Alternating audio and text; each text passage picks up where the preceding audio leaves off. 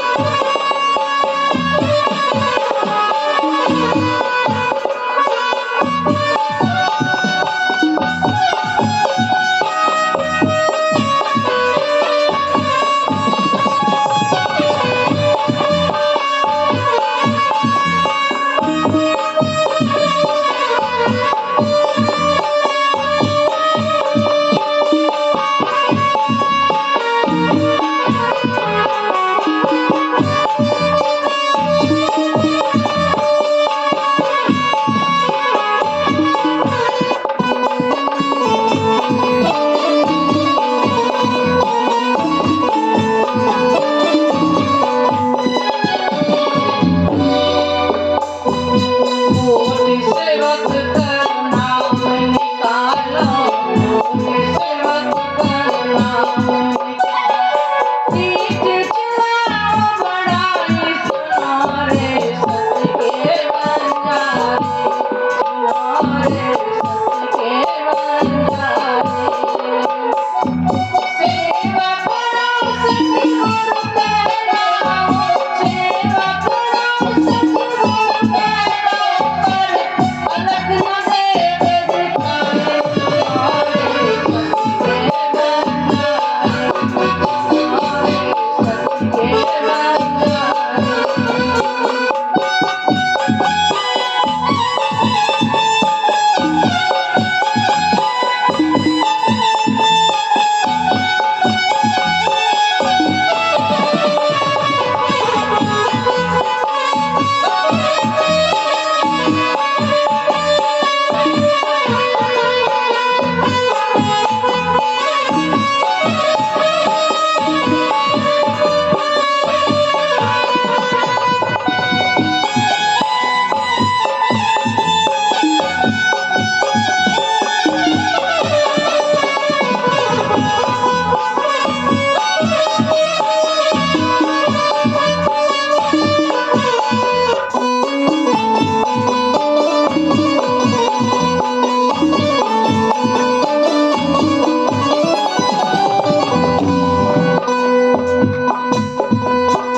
अब छोड़ो रे माने माने ज्ञान, अब छोड़ो रे माने माने ज्ञान। तेरी कानवड़ी है भाई, सुनो रे सत के बंजारे, सुनो रे सत के बंजारे। एक डर जो तुझ डालो, एक डर जो तुझ डालो, जना तेरा चढ़ाए, सुनो रे सत के बंजारे, सुनो रे सत के बंजारे।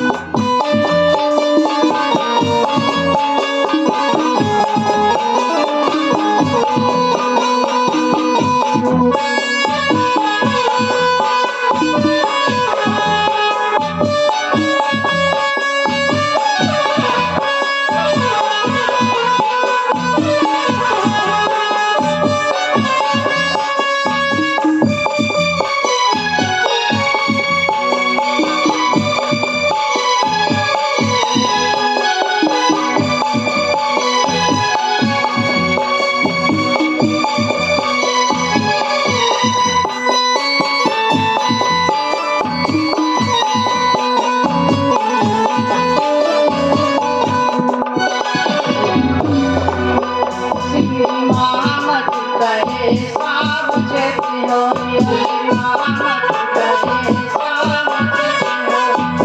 मिला है आपको भाई, सुनो रे सत के बंजारे, सुनो रे सत के बंजारे।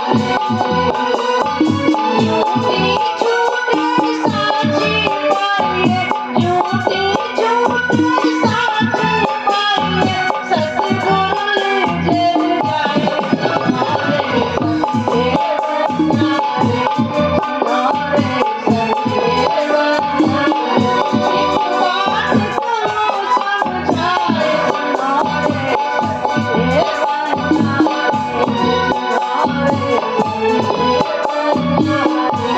सुनो रे सत के बंजारे। बोलो श्री कायनाथ ज्ञानी की जय, सतगुरु महाराज की जय। इस वाणी के अंदर एक कीर्तन ग्रंथ है। उस कीर्तन ग्रंथ के अंदर हमें प्राणनाथ जी समझा रहे हैं कि सुनो रे सत के बंजारे, सत के व्यापारी हो। एक बात कहूं समझा, अगर एक ही बात हमें समझ आ जाएगी तो हमारा उद्धार हो जाएगा। यहाँ पर संसार में कितने धर्म पंथ पैंडे चल रहे हैं, लेकिन परमात्मा तक पहुंचने का मार्ग किसी को नहीं मिल रहा है। कि वो सत्य, वो परमात्मा कहाँ रहता है, वो कैसा है। दौड़ सब लगा रहे हैं। शायद कलयुग में जितनी भक्ति हो रही किसी और युगों में नहीं होती होगी। कलयुग में बहुत ज्यादा भक्ति हो रही है, लेकिन मार्गदर्शन नहीं मिला कि वो सत्य तक पहुंचने का मार्ग कौन सा है। या फंदबाजी रची माया की, तमें सब कोई रया उर्जा। इस माया के फंदे में सब उलझे हुए हैं, चाहे वो कोई गृहस्थी हो, चाहे साधु सन्यासी हो। माया के चक्र से कोई आज तक बाहर नहीं निकला। क्यों नहीं निकला? क्योंकि निकालने वाला कोई था ही नहीं। इसी कारण तो प्राणनाथ जी बोल रहे हैं कि सुनो रे सत्य के बंजारे बात को समझाए, क्योंकि वो अब स्वयं आ गए हैं समझाने के लिए कि इस माया से कोई आज तक कोई बाहर नहीं निकला। तो आज वो हमें वाणी लेकर के आए हैं। ये माया से हमें बाहर निकालने के लिए ही आई है वाणी हमें, क्योंकि माया महाठगनी है। त्रिगुण फांस लेकर बोले, ये दुनिया के वाले बोलते हैं त्रिगुण, यानी ब्रह्मा विष्णु और महेश जी। इन तीनों को भी उन्होंने अपने माया के फंदे में फांस रखा है। तो फिर और जीवों की क्या होगी? तो आज प्राणनाथ जी इस वाणी के माध्यम से हमें माया से बाहर निकालने के लिए आए हैं, क्योंकि मार्गदर्शन आज तक हमारे पास किसी का था ही नहीं। इसलिए प्राणनाथ जी कोई संत नहीं है, हमारी आत्मा के प्रीतम हैं, जिनको हर रोज बोलते हैं आरती के अंदर। क्या हिंदू धर्म में जितने भी सज्जन बैठे क्या बोलते नहीं है ओम जय जगदीश हरे, बोलते नहीं है? और मुख से कह रहे तुम ही पूर्ण, तुम ही परमात्मा, बोलते ना ओम जय जगदीश हरे, स्वामी जय जगदीश हरे। फिर क्या बोलते हैं? तुम पूर्ण परमात्मा, तुम ही अंतर्यामी। मुख से बोल रहे हैं तुम ही पूर्ण हो, तुम ही परमात्मा हो। और फिर क्या बोल रहे हैं आगे? तुम हो एक अगोचर, सबके प्राणपति, सबके प्राणों के नाथ प्राणनाथ। बोल तो रहे हैं, लेकिन हम कर क्या रहे हैं? जिसने जिधर लगा दिया उधर की तरफ मुड़ गया। जैसे पानी है, पानी बह रहा है, जिधर से मिट्टी काट दो उधर से बह जाएगा, वैसे ही आज हम कर रहे हैं। हमने कहाँ पहचान करी? एक परमात्मा की, कि कौन है प्राणनाथ जी। प्राणनाथ जी स्वयं इस संसार में आकर के मार्गदर्शन करें कि क्षरते परे अक्षरते पारा, वायु पुरुष को गौरव विचारा। ये 14 लोग का जो ब्रह्मांड है क्या है? क्षर क्षण के मन के मिट जाने वाला। इसके युग है ऊपर है अक्षरधाम, जहां से ऐसे संसार बनते और मिटते हैं। परमात्मा केवल इशारा करते हैं, परमात्मा का सत्य। और उससे भी ऊपर है वो दिव्य ब्रह्मपुरी परमधाम, जहां पर परमात्मा रहते। ये वाणी हमें वहां तक का ज्ञान देती है। गीता के अंदर 15वां अध्याय और 16वें 17वें श्लोक में लिखा है क्षर अक्षर और उत्तम पुरुष, 3 पुरुषों का विवरण है। कोई गीता वाले बताए कि उत्तम पुरुष कौन है, कहाँ रहता है वो, और क्षर कहाँ के मालिक है, अक्षर कहाँ के और अक्षरातीत कहाँ के मालिक है? क्या बताया आज तक गीता वालों किसने? क्षर का मतलब है इस 14 लोग के ब्रह्मांड के जो मालिक हैं वो कौन है? विष्णु भगवान। यहाँ कण कण में बोलते हैं, कण कण में परमात्मा, सब कोई बोलता है। तो कबीर जी ने इसके बारे में क्या है? कण कण में होता तो मरता ना कोई, और घट घट में होता तो देखता फिर हर कोई। अगर कण कण में परमात्मा यहाँ होता फिर कोई चीज बन के मिटती ही नहीं। जहाँ परमात्मा है वहाँ कण कण में एक चीज, वहाँ का एक कहते हैं कि जो पक्षी होते हैं ना या जानवर होते हैं, उनका एक बाल है वो भी कभी नहीं गिरता, वो भी अखंड है। पेड़ से पत्ता नहीं गिरता है, वो भी अखंड है। यहाँ तो हर चीज बन के मिटने वाली है। तो कहाँ कण कण में परमात्मा है? हाँ, सत्ता रूप में है, सत्ता रूप में। जैसे मोदी जी कहाँ बैठते हैं? दिल्ली के अंदर, लेकिन सत्ता पूरे भारत में व्यापक। ऐसे ही परमात्मा परमधाम के अंदर विराजमान है, लेकिन उनकी सत्ता इस संसार में है। तभी तो संसार दिखाई दे रहा है, नहीं तो जय लगने वाली पृथ्वी आकाश, ये 500 तत्व जो समाप्त हो जाएंगे तो फिर कहाँ जाएंगे? कहाँ दिखाई देगा ये संसार? ये संसार उनकी सत्ता से ही बनते और मिटते हैं। किसी ने नहीं बताया कि परमात्मा सच्चिदानंद है। कह रहे सब सच्चिदानंद की जय, सच्चिदानंद की जय। अरे सच्चिदानंद वो है कहाँ? कोई रहने का ठिकाना वो? ये 5 तत्व का शरीर का रहने का कब तक रहना कब तक नहीं रहना इसका ठिकाना नहीं। इसका तुम बना लेते मकान, लेकिन परमात्मा कहीं रहने का ठिकाना नहीं। इस संसार में क्या परमात्मा ने बताया है? ऊपर तले अर्श न कई अर्श कई मोमिन कलू। वो परमात्मा यहाँ आकर के ईंट पत्थरों के मकानों में मंदिरों में नहीं रहता है। वो कहाँ रहता है? अपनी आत्माओं के धाम हृदय में रहता है। ईंट पत्थर के जो मंदिर मस्जिद बनाए जाते हैं सब विवेक के लिए, सत्संग के लिए बनाए जाते हैं, ताकि हमें उस परमात्मा का ज्ञान मिले। प्राणनाथ जी स्वयं संसार बचा रहे कि सुनो रे सत्य बंजारे, एक बात को समझाई कि एक बात है, सिर्फ उसको समझ लोगे तो सारा झंझट समाप्त हो जाएगा।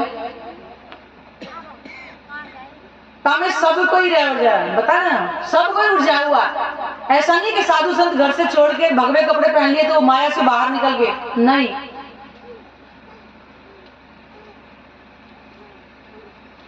आंटी आन के फांसी लगाई, वे भी उल्टी दही उल्टाई। ब्रह्म आत्मा इस संसार में आई खेल देखने के लिए, और वो भी कहां फंस गई?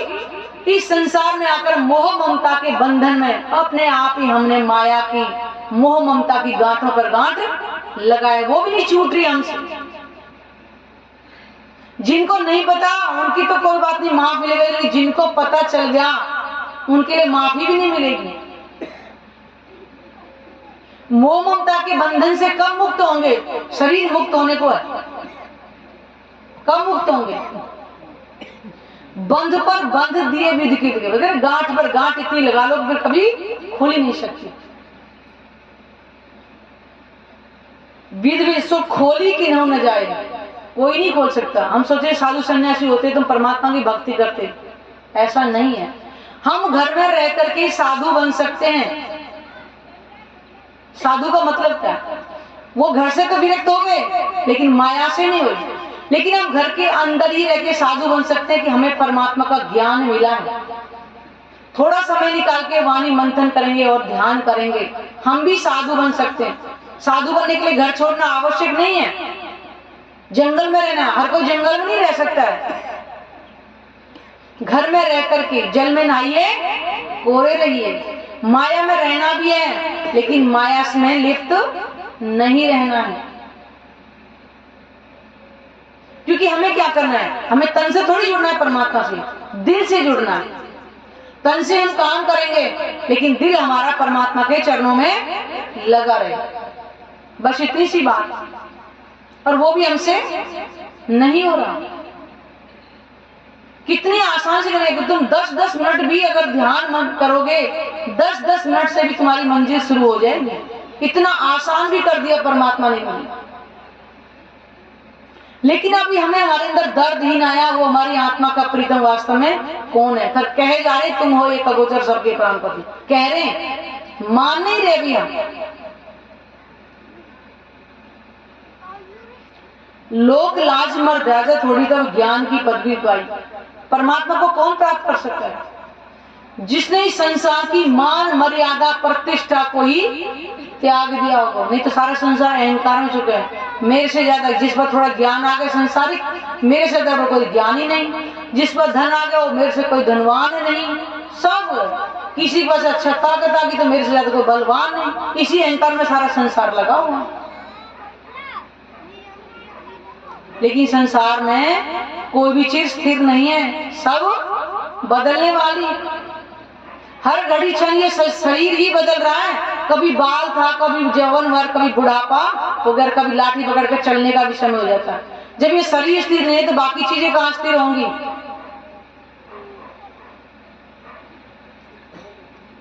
एक आग जो छोटी बुझाई तो दूजी मोटी लगाई। हम साधु सन्यासी कहते हैं, साधु सन्यासी बन जाते हैं, लेकिन वहां जाकर के हमें क्या रहता है? अरे हमारे जितने शिष्य हैं उसके तो इतने ज्यादा हैं, तो कहां गए? ये घर गृहस्थी की आग को छोड़ करके और ईर्ष्या की बड़ी लगा लेते हैं कि इसके पास इतने हैं, मेरे पास इतने हैं। कहते इस खाड़ में जो पड़ जाएगा वो कभी निकल नहीं सकता है। साधु बनना बहुत आसान है। लेकिन अंदर से जो साधु बनेगा वो मुश्किल है। वो गृहस्थी भी बन सकता है गृहस्थ में रहकर। कोई कहते हैं हमें परमात्मा कैसे मिलेगा, हम तो सारा दिन घर गृहस्थ में लगे रहते हैं, तो क्या गृहस्थियों को परमात्मा कोई अलग से आएगा? ग्रंथ कह रहे कि एको ब्रह्म द्वितीय नास्ति, परमात्मा केवल ही एक है, तो गृहस्थियों को परमात्मा अलग से कहाँ आएगा? घर गृहस्थ में रह के परमात्मा और भी आसानी से मिल सकता है। एक तो आप घर गृहस्थ को संभाल रहे हो, घर गृहस्थ का पालन कर रहे हो, और समय निकाल कर परमात्मा का चिंतन, ध्यान, वाणी मंथन भी कर रहे हो, तो जल्दी मिलेगा। क्योंकि साधुओं के पास क्या है? केवल एक ध्यान परमात्मा का करने का आवश्यक कुछ नहीं है, क्योंकि घर गृहस्थी का पालन तो करना। और मनुष्य अपने आप को जो अंदर से हीन समझता है, तो हमारे अंदर हीन भावना आती है। हम क्यों समझें? हम समझे ना कि हम आत्मा है, हमारे अंदर आत्म भाव आएगा, परमात्मा से प्रेम होगा, तो घर के अंदर ही परमात्मा मिलेगा, कहीं जाने की आवश्यकता नहीं है। लेकिन सारे काम हम दिल से, तन से सारे काम घर गृहस्थ के, लेकिन दिल परमात्मा से जोड़े। जिस दिन हमारा परमात्मा से दिल जुड़ जाएगा, संसार हमारे से ऑटोमेटिक छूट जाएगा, जिसको हम छोड़ नहीं पा रहे हैं। हाय क्या करें, बच्चे ऐसे हो गए, बच्चों के लिए करना है, बच्चों के लिए कोई साथ आया ना कोई साथ है। मानव तन की सार्थकता जो समझ लेगा वही पार हो जाएगा। किसी ने भजन में कितना अच्छा बोला है, मानव जन्म अमोल रे, इसे मिट्टी में ना घोल रे, फिर ना मिलेगा, कभी ना मिलेगा, कभी नहीं, कभी नहीं, कभी नहीं रे। कितनी बार आया कभी नहीं, कभी नहीं? सोचा है कभी? ये शरीर और संसार छोड़ के हम कहाँ जाएंगे? कभी सोचा एकांत में जाकर के विचार करना? मानव जीवन अमूल्य है। कल भी बताया कि धन से संसार की कोई भी चीज खरीद सकते हो यहाँ बैठे बैठे, केवल एक मनुष्य तन नहीं खरीद सकते। एक जाने के बाद वापस लौट कर नहीं आ सकता। धन जितना मर्जी कमाया जा सकता है, धन फिर कमा के ला सकते हैं, लेकिन मनुष्य तन अगर चल गया तो कभी नहीं मिल सकता कि हम चाहें दोबारा खरीद लें जितना धन दौलत कमाया हमने, कभी नहीं आ सकता। कोट सेवक करो नाम निकालो, इष्ट चलाओ बड़ाई, सेवा कराओ सतगुरु कहलाओ, पर अलख न देवे दिखाई। यहाँ पे क्या करे, कितने चेले चपाटे बुलाओ और खूब उनसे सेवा करवाओ। भाई उसके कितने चेले चपाटे, कोई चरण दबा रहा है, कोई कुछ कर रहा है, कुछ करे। इष्ट चलाओ बड़ाई, और नए नए धर्म पंथ कंडे चला लो, सेवा कराओ, सतगुरु कहलाओ खूब। अरे वो बड़े बड़े सतगुरु हैं, अरे भाई इसने जैसा कोई और नहीं है। आज चमत्कार चल रहा है, कोई गुरुओं के पीछे चल रहा है, कोई किसी के चल रहा है, पर अलख ना देवे दिखाई। अलख का मतलब वो अखलक अगोचर, परमात्मा दिखाई नहीं देगा इन सब चीजों से। उसके लिए तो अपनी मैं को त्यागना ही पड़ेगा कि मैं कुछ भी नहीं है, जीरो पे आएगा कि तू ही तू, तभी कोई वहां तक पहुंच सकता है। परमात्मा के बीच में और हमारे बीच में एक अहंकारी तो है, मैं का पर्दा मैं हूं। मैंने कहा जब तू सब कुछ समाप्त कर दे तब आएगा कि तू ही तू है, तभी पहुंच सकता है परमात्मा के पास। वाणी के अंदर मैं को समाप्त करने का पर्कन है। ये मैं इतनी खतरनाक है, अच्छों को झुका देती है, लेकिन आज हमने मैं के बारे में समझा नहीं।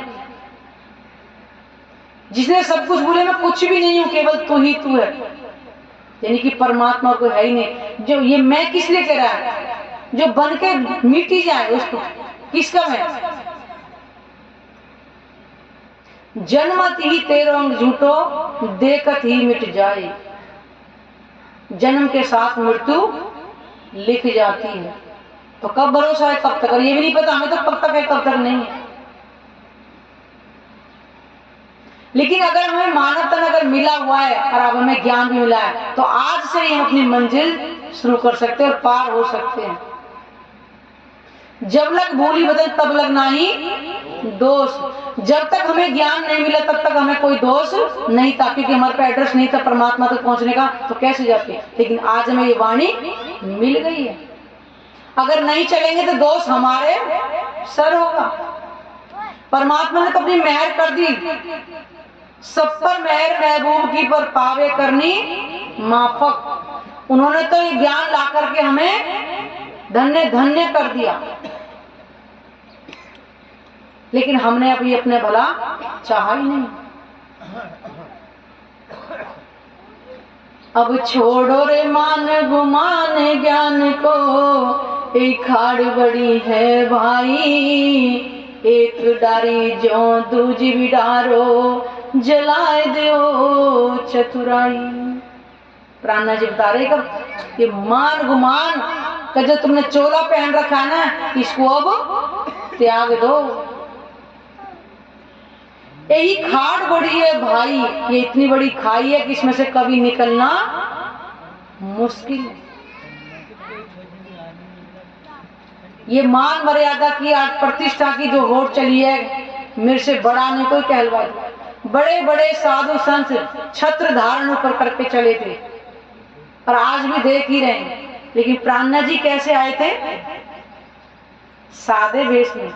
संसार क्या कहता है? इन आंखों से जो चमत्कार दिखता है केवल उसी को सत्य मानता है। प्राणनाथ जी की पहचान क्यों नहीं कर पाई? कि उन्होंने अपने ऊपर टोना कर रखा था और दुनिया की आंख चमक को देखती है।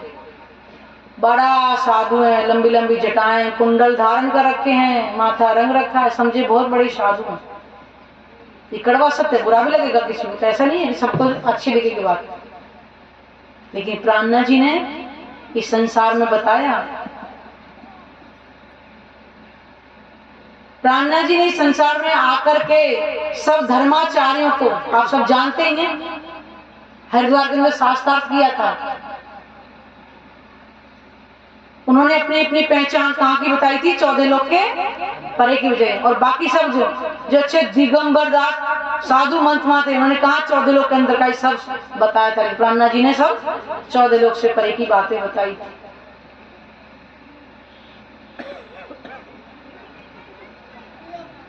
एक डारी जो दूजी भी डारो, अपने अहम का जो हमने जो चोला पहन रखा है उसको बिल्कुल प्राणनाथ जी के चरणों में समर्पित कर दें। अन्यथा परमात्मा को पाना तो दूर, खुशबू भी संभव नहीं है मिलनी। सुंदर साथ अभी तक सुनते हैं, जिन सुंदर साथ ने प्राणनाथ जी के चरणों में समर्पित घर छोड़ के एक पल में चल पड़े, सोचा भी नहीं था कि घर परिवार का क्या होगा। हर साल बीतक सुनते हैं, बीतक प्रैक्टिकल है, सुनने का सुनाने का नहीं है, अंदर उतारने का है। क्या उनके घर परिवार के बच्चे नहीं चले थे क्या? आज भी उनके बच्चे पंजान जी विराजमान है, जानते हैं जिनको धामी भाई बोलते हैं सब। उनका घर परिवार कैसे चला सब गया। क्या प्राणनाथ जी हमारे नहीं है क्या? वो हमारा घर परिवार नहीं चलाएंगे? लेकिन आज प्राणनाथ जी कहेंगे तुम्हें घर नहीं छोड़ना है, घर में रह करके याद करना। इतना आसान कर दिया।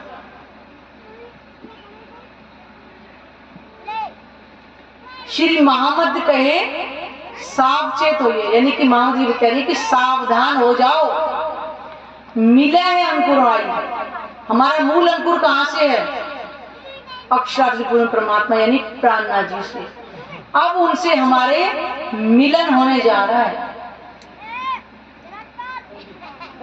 झूठी झूठे सांची पाइए, इस माया के झूठे सुखों को छोड़ करके अब सच्चे सुखों में झीलना करें।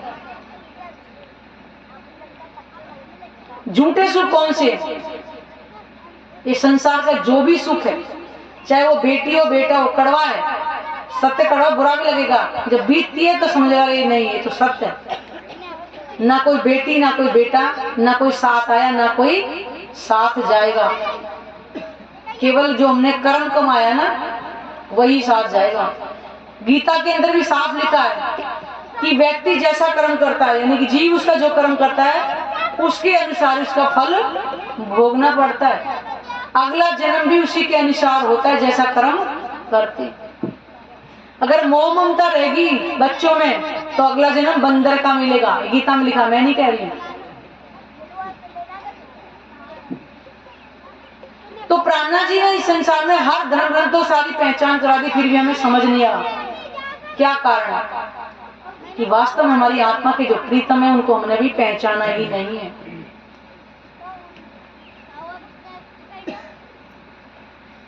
परमधाम के अंदर हमने बोला था कि जिस संसार में तुम जा रही हो ना, वहां इतनी खुमारी होगी तुम्हें अपनी भी नहीं भूलोगी, मुझे भी भूल जाओगे। और आकर के वही हुआ। मैं जागृत कराने आऊंगा फिर भी पूछोगी तुम कौन हो। समझाइया समझने नहीं, माने नहीं फरमान, कहे कौन तुम, हम कौन तुम, अपनी कैसी पहचान कि तुम कौन हो हम कौन, क्या पहचान। उन्होंने अपना वादा पूरा किया कि मैं ही आऊंगा, तुम्हें मैं ही जाग रहा हूं, और वो संसार की इतनी खुमारियों को छोड़ने पर भी नहीं छूटेगी। और प्राणनाथ जी क्या कह रहे हैं वाणी के अंदर, रह ना सकूं मैं रूहों बिना, और रूहें रह ना सके मुझ बिन, जब पहचान होवे वाको तब सही ना बिछुआ खीन। कब? जब उसे पहचान हो जाए। तो कितने तरह पहचान करेंगे बताइए। 1638 से हम भी आए हुए हैं, कितने तन धारण किए होंगे, कितने तनों पर बैठ करके लीला देखी होगी।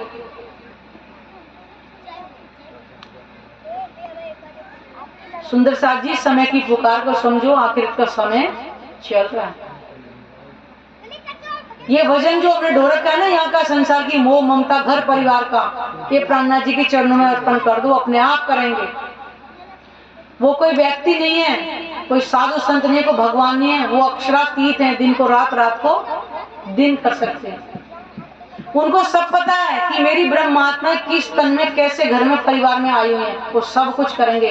लेकिन दिल तो दो राज्य को कम से कम। वो नहीं मांग रहे धन दौलत किसी से, केवल दिल। जब पहचान हो गए वाको तब सही न बिछुआ के। जब उसे पहचान हो जाएगी तो वो संसार में रहना नहीं चाहेगी। राजी ने अपनी आस की कर दी, ये वाणी हमें लाके दे दी थी। घर पहुंचने का हमें साधन दे दिया कि कैसे तुम्हें वहां तक पहुंचना है। उसके लिए उन्होंने कहा सिर्फ एक क्या करना है, मैं की कुर्बानी करके, और कुछ नहीं करना है। कि मैं तो हुई नहीं, घर घर में रह करके मैं ये कर रहा हूं, मैं वो कर रही हूं, अरे छोड़ो, कुछ नहीं करना, राजी अपने आप करेंगे। धनी से कुछ नहीं करना है, संसार की कोई चीज नहीं मांगनी है, वरना खेल और लंबा हो जाएगा। किसके लिए मांग रहे हैं? वो कहते हैं कि पूत सपूत धन क्यों सींचे। कपूत होगा कुएं में भर के चले जाना, वो भी खाली हो जाएंगे, और जो सपूत है वो स्वयं कर लेगा। तो जो फर्ज है केवल हमें वो करने हैं। ठीक है, जिनके छोटे बच्चे पढ़ाएं लिखाएं, उनकी जो भी हमें जिम्मेदारी करें, लेकिन दिल राज्य से जोड़ें। अगले जन्म में ना ये बच्चे मिलेंगे, ना ये पति मिलेगा, ना पत्नी, कोई नहीं मिलेगा। अकेले आए, अकेला ही जाना है। तो आज हमें तो वो वाणी मिली है कि हमें जाकर वापस आना ना पड़े। ये आना जाना इतने सालों से कर ही रहे थे, लेकिन अब आखिरी करना है। एक धाम हृदय में लेके उड़ा दीजिए अरवा। केवल एक प्राणनाथ जी को अपने धाम हृदय में बसाएं और अपने जीवन को, ये जो तन हमें मिला हुआ है जिस पर बैठते हैं, इसको सार्थक करें। प्राणनाथ चरणों में जीव भी अखंड हो जाए और आत्मा भी प्राणनाथ जी में ही समाहित हो जाए। बार बार कबीर जी की वाणी सुनते, हीरा जन्म हो मतलब कौड़ी बदले जाए। ध्यान रखना, ये हीरा जन्म कहा गया मनुष्य तन को, और हम कौड़ियों के बदले में गंवाई दे रहे हैं इसको। तो आज इतना ही स्वीकार करें, बाकी राजी शाम के मंच पे जो चाहेंगे तो वो आपके सामने होगा। बोलो श्री प्राणनाथ प्यारे की, सतगुरु महाराज।